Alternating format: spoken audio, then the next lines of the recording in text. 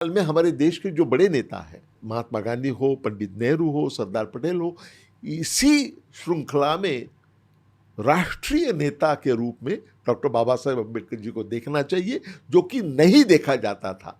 आजकल थोड़ा रवैया बदल गया है, लेकिन उन्हें राष्ट्रीय नेता के रूप में स्वीकार नहीं किया जाता था।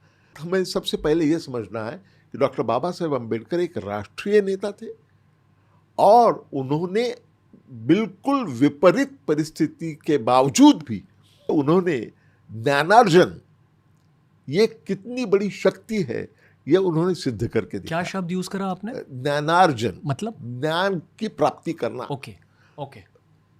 ज्ञान की प्राप्ति करने के लिए उन्होंने इतना संघर्ष किया है और क्या क्या किया आप देखिए। बीए तक तो यहाँ पढ़ाई की तब उस जमाने में, और फिर बड़ौदा के महाराजा से स्कॉलरशिप लेके वो कोलंबिया यूनिवर्सिटी चले गए। गायकवाड़ परिवार, गायकवाड़, सयाजीराव गायकवाड़, उनके पास से स्कॉलरशिप लेके वो वहाँ जाके पहुँच गए और वहाँ उन्होंने एमए किया 1915 में।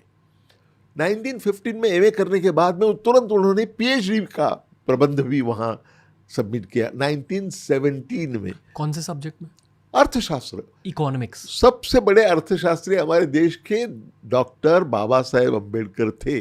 आप उनकी उपाधियां देखें, एमए इकोनॉमिक्स में, उसके बाद में पीएचडी इकोनॉमिक्स में, उसके बाद में उनका दिल नहीं भरा था, वो इंग्लैंड चले गए। वहाँ उन्होंने डॉक्टर ऑफ साइंस के उपाधि के लिए पढ़ाई शुरू कर दी और उसका अभ्यास करते वक्त उन्हें ऐसा लगा कि साथ में तो लॉ की भी पढ़ाई करनी चाहिए, ताकि वापस जाने के बाद में कुछ प्रैक्टिस कर सकते हैं, लोगों की मदद कर सकते हैं।